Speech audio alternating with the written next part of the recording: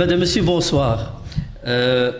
Et bienvenue dans le nouvel épisode de l'émission Discuter avec le citoyen.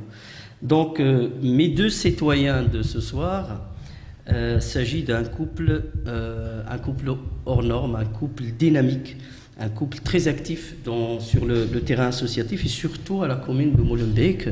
Mais on va essayer de développer aussi pas mal d'activités, pas mal d'initiatives faites à l'intérieur du territoire belge, mais aussi à l'extérieur, à savoir au Maroc et dans d'autres pays. Madame, monsieur, je vous présente Monsieur Haj Hussein Fadil et son épouse, Madame Fadma Amin. Enchanté et merci d'avoir accepté notre invitation.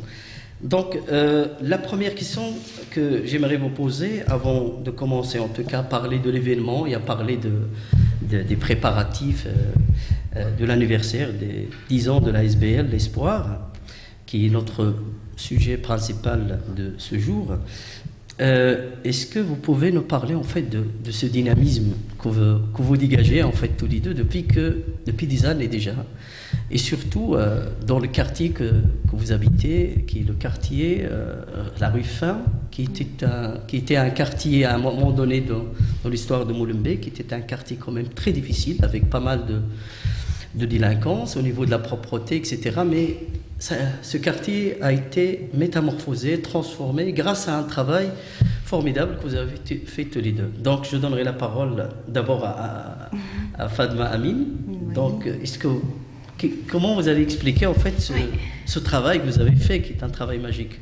D'abord, j'aimerais vous remercier pour l'invitation. Le plaisir est pour moi. Et voilà, donc notre histoire a en fait commencé en 2000, quand nous sommes arrivés en Belgique.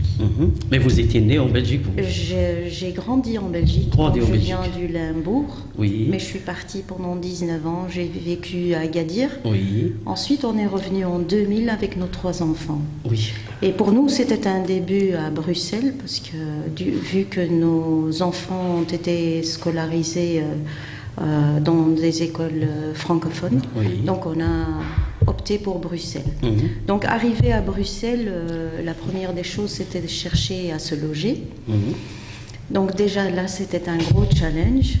Ensuite, scolariser les enfants, etc., etc. Mais après, on a eu des difficultés à trouver un logement décent. Et on a eu affaire à des logements presque insalubres, à l'humidité, etc., etc. Ensuite, on a été, Fadel, justement, a été voir la maison de quartier Bonnevie. C'est là où il a parlé avec Geert de Pauw. Et donc, Geert de Pauw a donc été attentif à notre histoire. Et je crois que beaucoup de gens vivent la même histoire et qui sont toujours en quête d'un logement décent pour avoir une meilleure vie pour eux-mêmes, pour leurs enfants, etc. Et donc, en 2005, voilà, il nous a appelés, il nous a dit il y a un projet. Il y a un projet pour familles nombreuses, faibles revenus, et est-ce que vous voulez vous adhérer à ce projet? Mais en gardant espoir que ça se fasse. Il se peut que ce soit une aventure, il se peut qu'on aboutit à un résultat ensemble. On a dit pourquoi pas. Vous avez tenté. Et donc on a tenté notre chance, comme tout le monde.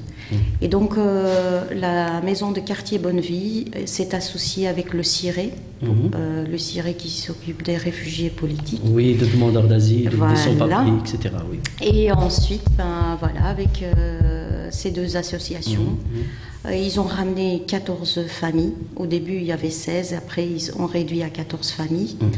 Que puis-je vous dire, nous sommes... il y a plus que 50 enfants dans cette association à l'époque. Et on était 80, presque 80 personnes. Et donc, on a eu droit à des ateliers de formation, des ateliers de repérage. Donc l'histoire a commencé. L'histoire a commencé là, autour d'une table où des familles se rencontrent, qui ne se connaissent pas, qui apprennent à se connaître. Oui. qui apprennent à parler, à prendre la parole aussi, parce qu'il y avait beaucoup de monde qui était un peu timide au départ. Et après, au fur et à mesure que les ateliers avançaient, on arrivait à s'exprimer, à partager et à chercher des solutions à nos problèmes. Donc, vous avez travaillé ensemble. On a travaillé ensemble, une synergie ensemble. Et on est de 11 origines différentes. Magnifique. Tous belges naturalisés. Et c'est comme ça que l'idée de créer l'espoir est arrivée. Voilà, on a créé l'espoir, une association de fêtes en 2006. On a constitué une épargne de 50 € par famille. Et ensuite, on a commencé à un peu imaginer notre projet futur. Qui est devenu un très grand projet maintenant, après 10 ans. Oui, après. Connu et reconnu. Déjà 5 ans pour que le projet se réalise. 5 ans. Oui. Donc 5 ans de brainstorming, d'ateliers, de recherche, de subsides, tout un parcours. Oui. Et après, petit à petit, nous avons pu acquérir donc, le terrain dans la commune de Molenbeek-Saint-Jean. Où les bâtiments sont construits, où les maisons sont construites. Vous y habitez maintenant? On y habite depuis 2010. On a opté pour un bâtiment passif. Et écologique. On a un toit vert, on récupère l'eau de pluie, on a une ventilation mécanique contrôlée, la VMC, qui aère constamment le logement. D'ailleurs, vous avez eu l'honneur et le privilège de recevoir Alain Hubert, qui est un défenseur de l'écologie, aussi, etc. qui est venu au même endroit du projet. Et donc, c'était un honneur pour nous. Déjà que on n'a jamais rêvé, c'est comme un rêve qui devient réalité. Au départ, c'était une aventure, après ça a abouti à quelque chose d'extraordinaire. Surtout que avec rien, si vous voulez, on a commencé avec rien. Et puis on est devenu propriétaire. Grâce à la dynamique du groupe, grâce aux acteurs du terrain, c'est-à-dire les associations, et puis le fonds du logement qui est maître d'ouvrage et qui a donc le prêt, on a pu avoir un prêt sur 25-30 ans. Et donc tout ça, c'est vraiment donc c'est magnifique. Toute une préparation, un travail en amont, et puis alors il y avait en place en fait tout un traitement pour la construction, puis maintenant il y a un poste au travail qui se fait dans d'autres activités, d'autres projets, etc. Justement pour créer de la convivialité dans ce quartier qui s'est transformé. On a appris à être autonome. Au départ, on s'est fait accompagner par ces associations au niveau du syndic, que moi j'ai fait pendant 9 mois au départ, et qui est repris ensuite par notre voisin.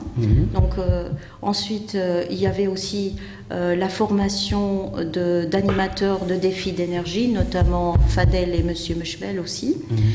Et après, il y avait la formation de la maison passive, comment utiliser, comment vivre dans une maison passive, parce que c'est tout un travail.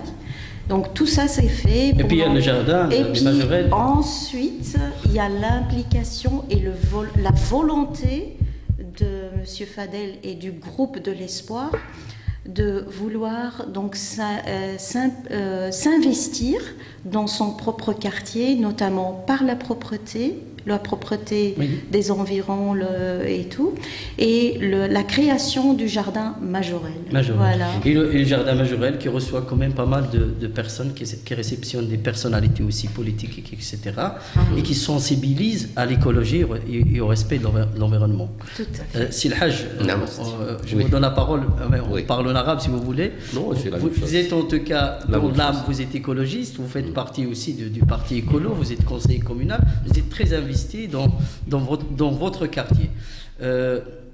Qu'est-ce qui se passe dans le jardin? Comment vous faites en fait dans le jardin les Majorelles? Et pourquoi vous lui avez octroyé ce nom, les Majorelles, d'abord?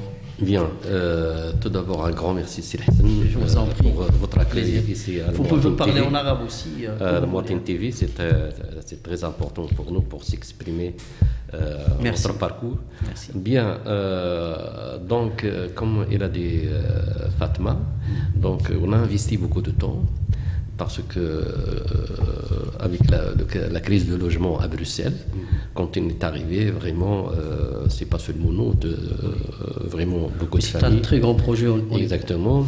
Mais aujourd'hui, c'est autre chose. De toute façon, depuis 2010 qu'on habitait là, là, le jardin Majorelle, c'est un terrain qui est abandonné, plus ou moins, parce que c'est un dépotoir de déchets clandestins.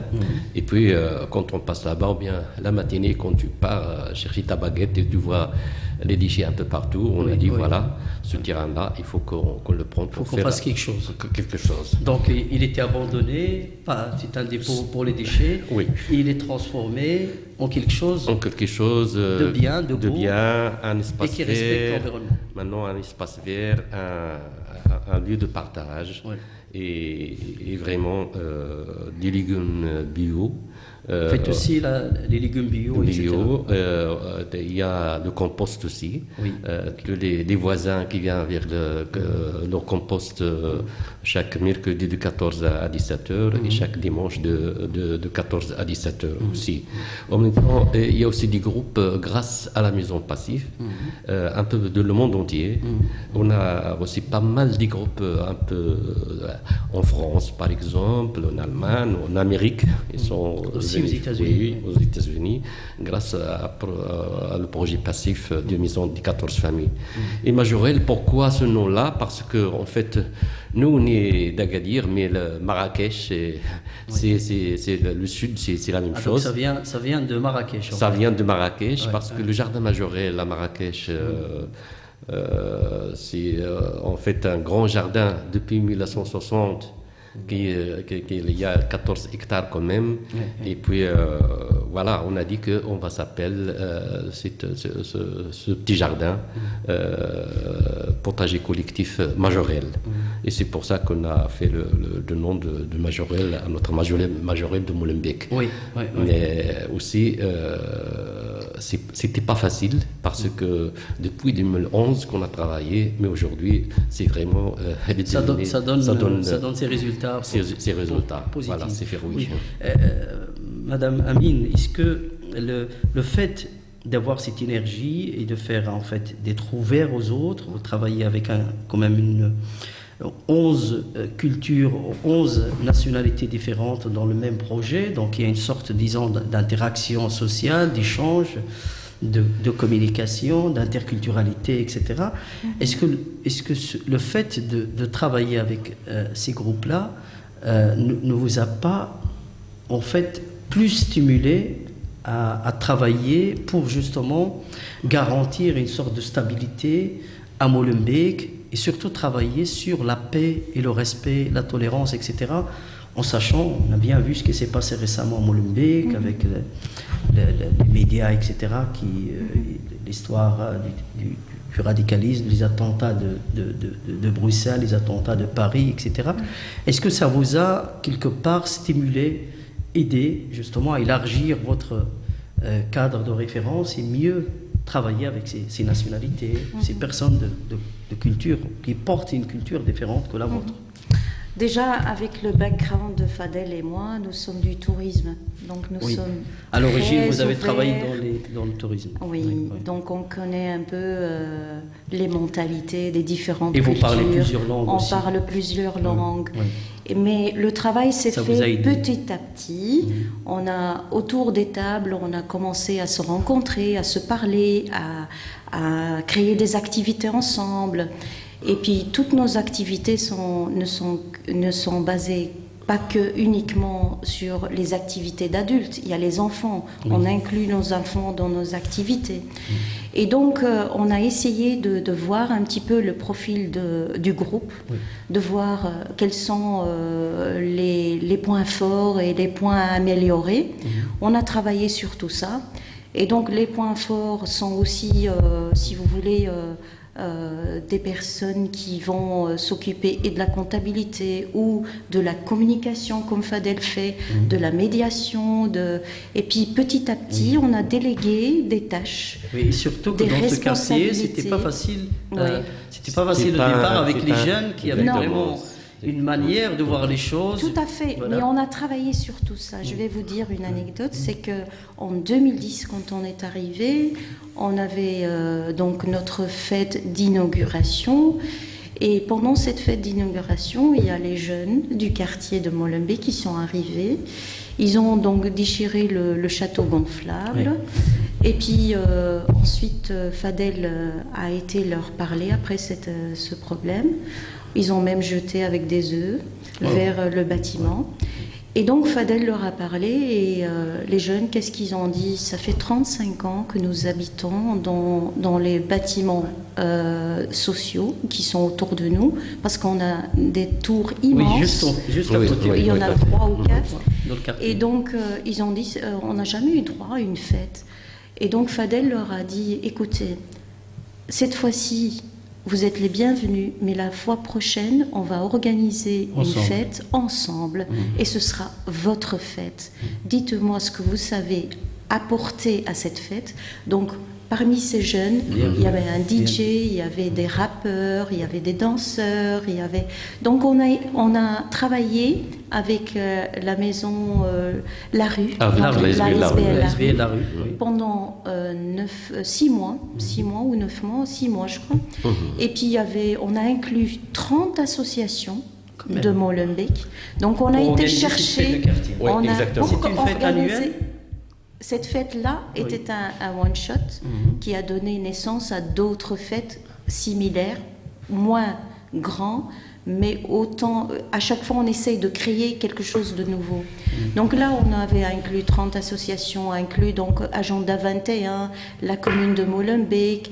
Il y avait pas mal de personnes autour de la table parce que les personnes, une fois qu'ils voient qu'il y a du sérieux sur le terrain, qu'il y a du travail qui se fait, à ce moment-là ils viennent par eux-mêmes. Ils s'impliquent. C'était pas facile au départ de lancer ce projet, mais après les gens ont pris confiance et ils ont travaillé avec nous. Donc pour revenir à ces jeunes, une fois qu'on leur donne un peu d'intention, qu'on les inclut dans les activités et de reconnaissance, oui, qu'on leur dit ce que vous faites c'est bien, on a besoin de vous et tout, ça devient une fête pour tous. Et on a même on avait même Monsieur Fadel a parlé à l'époque au bourgmestre Moreau, Philippe Moreau, pour lui dire voilà ce que le projet allait devenir pour cette fête. Ensuite, avec le responsable de la police, pour donc organiser une patrouille, pour organiser... Donc il y avait aussi les agents de la paix, les gardiens de la paix. Et donc on nous a dit, faites quand même attention. Et je peux vous garantir qu'il n'y avait aucun incident. Aucun problème. Les jeunes étaient là. Ils avaient participé, c'était leur fête, ils avaient pris quelque chose sur eux, ils avaient une responsabilité et ça s'est très bien passé. D'ailleurs, vous pouvez aller sur le blog et voir donc cette fête. Ça a été filmé par l'association Le Foyer et donc c'est posté sur leur blog et le nôtre aussi. Donc vous pouvez voir un petit peu ce que ça a donné parce que c'est magnifique. Bravo, il n'y a rien d'autre à dire. Par rapport à l'organisation du 10e anniversaire de l'ASBL L'Espoir, donc vous faites ça comment? Qui sont les participants et pourquoi d'abord vous allez fêter les 10 ans? Pourquoi vous ne faites pas les 20 ans ou les 30 ans de l'Espoir? Pourquoi les 10 ans de l'Espoir? Les 10 ans parce que, en fait, comme elle a dit Fatma, c'est en 2006 qu'on a... notre association de fêtes 2006-2016 normalement. 2016. Mais on a fait cette année en 2017, donc les 10 ans, parce que c'est un projet pilote, tout d'abord, en même temps, c'est quelque chose d'inoubliable. Pourquoi? Parce que c'est un projet maintenant qui est suivi par le CLT. de Bruxelles, en même temps les 10 ans pour notre parcours, parce qu'on va faire une exposition des photos des légendes et de l'histoire de l'espoir. Le jour de la fête, le jour du 17. Le 17. Le 17. Le 17, oui. Et puis bien sûr, Inch'Allah, on va fêter les 15 ans, les 20 ans, les 30 ans, pourquoi pas les 40 ans. Comme, et la fête, ça va se faire à Ruffin, juste au Jardin Majorel? Jardin Majorel et Ruffin, et Brunfaux. Et la place, comme on dit, la place Blanc ou bien la place Cheval Noir. Oui, donc tout le monde est le bienvenu. Tout le monde est bienvenu. On a quand même 2 participants. Oui, je vois ici, je vois qu'il y a le Syrie, il y a le Syrie. Il y a la commune de Molenbeek aussi. Bien sûr, il y a le fonds de logement. Il y a le fonds du logement, oui, la rue. Oui, la rue. Il y a Arc-en-Ciel. Il y a le CLT, la maison médicale de Vieux-Molenbeek. Oui. Voilà, il y a la maison des cultures. Il y a la maison des cultures. Les mariniers. Oui. Et puis il y a aussi le fonds du logement. Oui, ça on a dit, oui. Voilà. Donc, la maison de quartier Bonneville. La maison de quartier Bonneville. Donc, voilà. C'était une journée pour tout le monde, et surtout pour les gens de l'espoir, parce qu'on a investi beaucoup de temps. Donc, c'est votre fierté quelque part? Exactement. Vous êtes satisfait des objectifs atteints? Oui. Vous êtes content du travail fourni, des efforts, etc. Exactement. Et donc, ça se fait. Oui, c'est un quartier, comme vous avez dit, c'est très très difficile. Oui. Quand il est arrivé. Oui, je connais bien le quartier. C'est un quartier difficile. On est fiers. Oui. Maintenant, on peut dire, c'est. Vous avez créé vraiment une ambiance très sympathique, voilà. Une ambiance très sismique au niveau de la communication. Et c'est magique, sincèrement, parce que c'est le travail qu'il faudra faire justement dans des autres quartiers. Parce que dans des autres quartiers, il y a aussi beaucoup d'associations, il existe aussi beaucoup de projets. Mais on n'a pas encore en fait ce genre de feedback, de résultats qui est garantissant en fait justement cette meilleure cohabitation qu'on trouve dans le quartier. Exactement, on n'a pas resté seulement pour le Majorel. Oui. Maintenant on a sorti à la rue Fin, au quartier. On a eu le quartier de Rab, et puis on a travaillé aussi avec des jeunes de quartier, et puis voilà, donc il y a un travail qui est très très bien, qu'on est fiers, parce qu'il n'y a plus de casse de voiture comme avant, et la propreté c'est plus comme avant, on peut dire 80% jusqu'à 90%. Oui, c'est clean, c'est clean, c'est très très bien, donc voilà, c'est donc les citoyens qu'ils peuvent faire des changements dans leur quartier. On est aussi des ambassadeurs de ce quartier et des ambassadeurs passifs et énergie et écologique. Avant, vous avez intégré l'écologie, le respect de l'environnement dans le quartier, c'est aussi très très bien. Madame Amine, le projet de l'espoir sort maintenant de son cadre limite, son territoire Ruffin et les environnements. Vous faites aussi des événements, des activités à l'extérieur. Et vous avez aussi été au Maroc faire des projets. Vous pouvez nous en parler? Alors, nous avons d'abord, il y avait les inondations au Maroc en quelle année? 2014 2015. Donc là, il y avait déjà un travail qui s'est fait avec l'association Ralimar. Et donc, on avait affrété des vêtements, des tentes avec les médecins venant de Hollande. Donc il y a eu 15 tonnes, c'est ça, qui a été affrété par mer. Et donc ça a été distribué. Et une fois que nous avons fait ce travail humanitaire, oui, humanitaire, donc il y avait cette distribution des colis à faire. Et donc on avait distribué à Taroudan, on avait distribué à Agadir. Et à Agadir, par hasard, on est arrivé dans un centre de sauvegarde de l'enfance. Et là, on a constaté qu'il y avait un centre pour garçons qui avait encore besoin d'aide.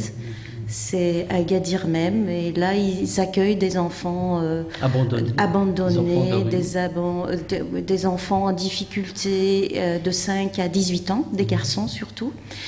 Et voilà, on s'est dit, là, il y a quelque chose qu'on peut faire. Donc, on a pensé à revenir. On est revenu 6 ou 7 mois après. Donc, on leur a offert des colis, des surprises, si vous voulez, des vêtements, des chaussures, des ballons, et des petites bonnes choses qu'on offre aux enfants. Et donc...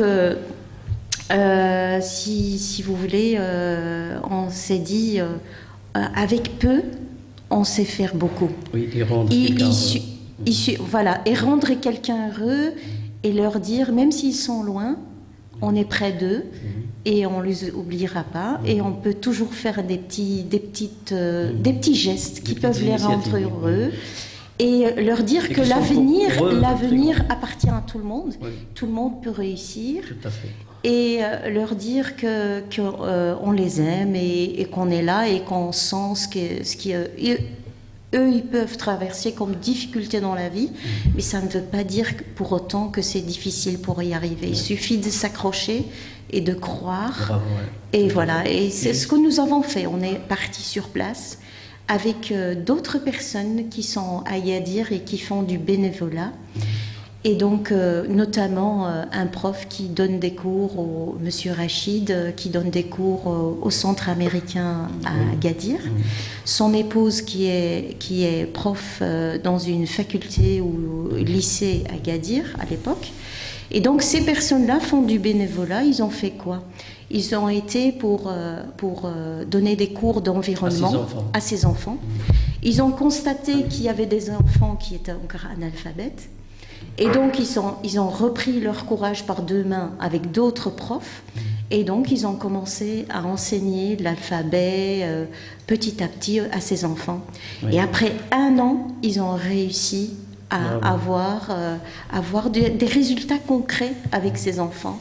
Et donc avec eux, on était là et on a pu faire ce qu'on a pu faire nous autres aussi, avec ce qu'on a pu ramener de Belgique. C'était peut-être peu, mais pour ces enfants-là, c'est beaucoup. Oui. Et on croit en ça, on croit en cette magique qu'il suffit d'avoir une idée, de vouloir, oui. Et petit à petit, il y a d'autres personnes qui viennent et qui boostent le groupe pour en faire quelque chose d'inoubliable. Là où vous passez...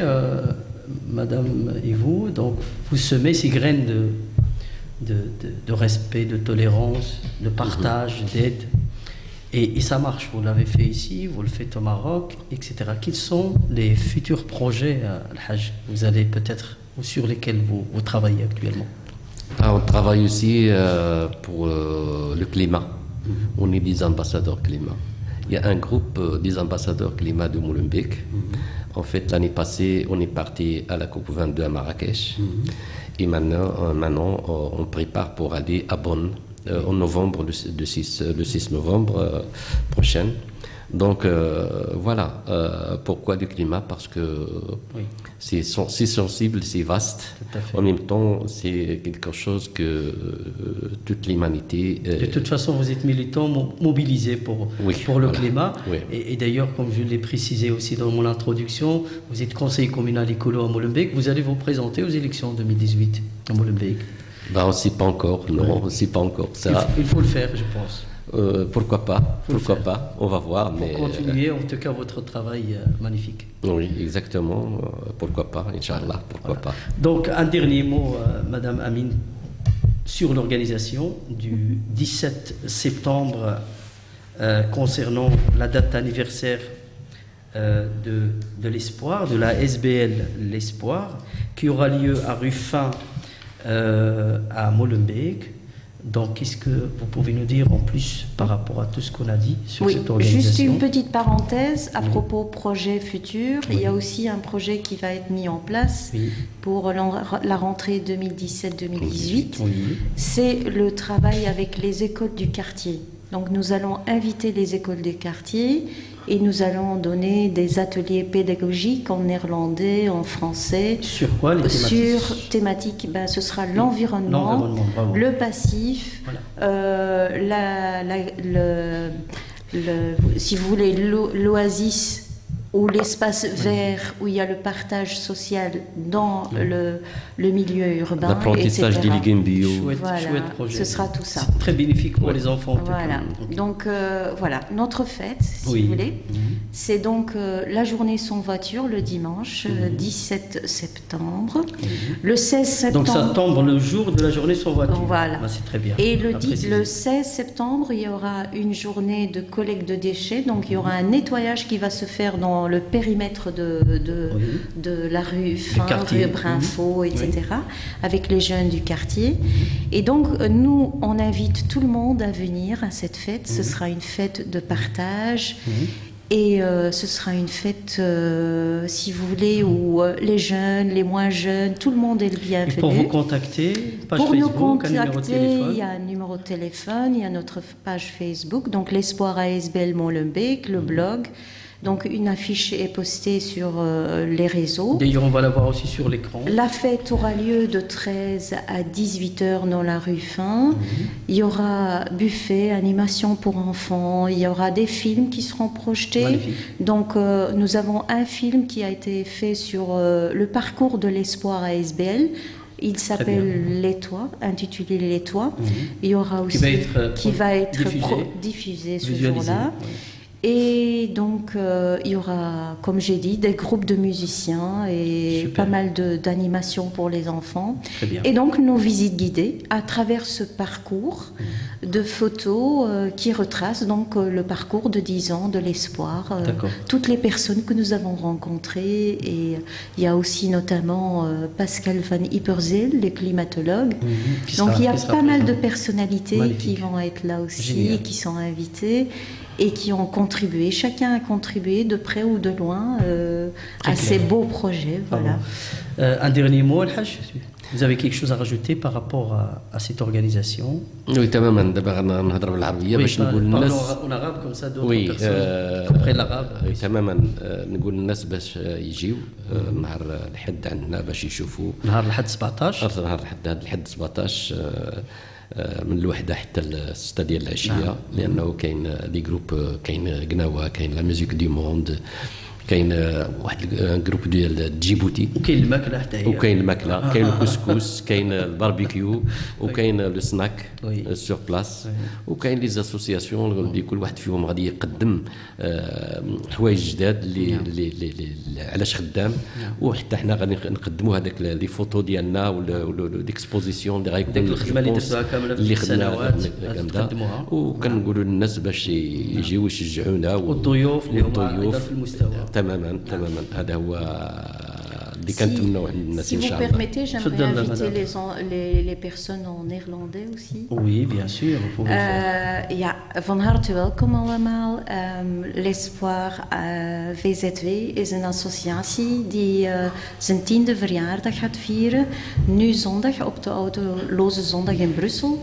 Dus jullie zijn allemaal hartelijk welkom van 13 tot 18 uur in de Finstraat. Er wordt een buffet, er is een buffet, een animatie voor kinderen en voor de ouders is er ook een grote expositie van foto's die dus onze 10 jaren daar, hoe moet ik zeggen, ja, gewoon de 10 jaren die we daar gewerkt hebben en alle mensen die we daar ontmoet hebben, dan kunnen jullie de parcours zien van onze VZW. Dus hartelijk welkom iedereen en komt allemaal naar ons feest en we zullen jullie dan ontmoeten en uitleg geven over alle mooie projecten die we samendragen met onze wijkgenoten en alle mensen die bij ons zijn geweest. Oké, dank u. We hebben in Nederlands gepraat, in Frans gepraat, Arabisch. Nu تمازيغ اكزاكتومون تنحي مازيغ كله نون جينيرال ورا ايتسوس باش اشكينا دي حدرون 17 حشرات السل حد 17 الشراد يعني الفيشطان اللي رايلي رد اوين غير ما يفلكين لانه الا غير كل شيء غير اللي يحتاجان اتنزرزرنا الاحباب نحكوا له راس نتيني باش ان شكين يحكينا بيضرن كل ما الا سميتو عليه غير كذا يفلكين انقفوس حفوس المستقبل نصباح ان شاء الله اللي جون حتى روان كله. Merci Haj Fadil. Merci Madame Fadma. Madame, Monsieur, c'est ici que se termine notre émission. À la semaine prochaine. Merci de nous avoir suivis.